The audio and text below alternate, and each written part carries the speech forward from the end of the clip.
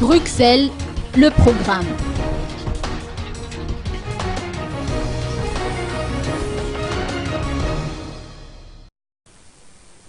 La mission de la délégation malgache se présente sous plusieurs aspects. Il faut impacter l'opinion européenne, a indiqué Livara Ardzon, conseiller chargé des affaires économiques. La rencontre avec Pim van Balekom, vice-président de la Banque européenne, est symbolique. L'Union européenne veut aider financièrement Madagascar. Ensuite, le président malgache va rencontrer Andris Piebalgs, commissaire européen au développement, l'homme clé du dossier 11e Fed. Nous avons laissé passer, à cause de la crise, le 10e Fed et ses 577 millions d'euros qui nous revenaient, confie Livara Ardzon. Et Radon Armampian devrait aussi s'entretenir avec Pierre Vimont, secrétaire général exécutif du service européen d'action extérieure. Ce service est en quelque sorte la pensée politique de l'UE selon les observateurs sur place.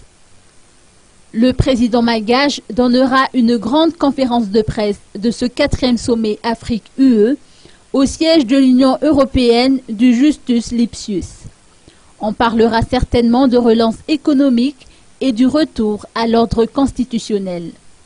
Deux thèmes qui lui permettront d'évoquer des principes qui lui sont chers et qu'il partage avec l'Union européenne, à savoir lutter contre la mauvaise gouvernance, contre la corruption, contre l'exclusion, mais pour la réconciliation, la démocratie, la défense de la liberté de presse et d'expression.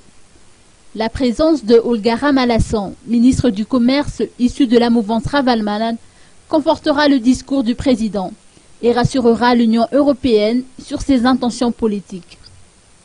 Bien que l'Union européenne attend la formation du gouvernement avant de déclencher sa machine de soutien technique et financière. Et Radon Armampian aura probablement une séance de travail et avec le ministre britannique pour l'Afrique et avec le président du gouvernement espagnol. Mais le point d'orgue sera son discours devant l'Assemblée générale des chefs d'État. Le président de la République saisira cette occasion pour exposer les enjeux, ce qui a été fait et ce que Madagascar attend également de l'Union européenne et des autres pays amis en termes de coopération.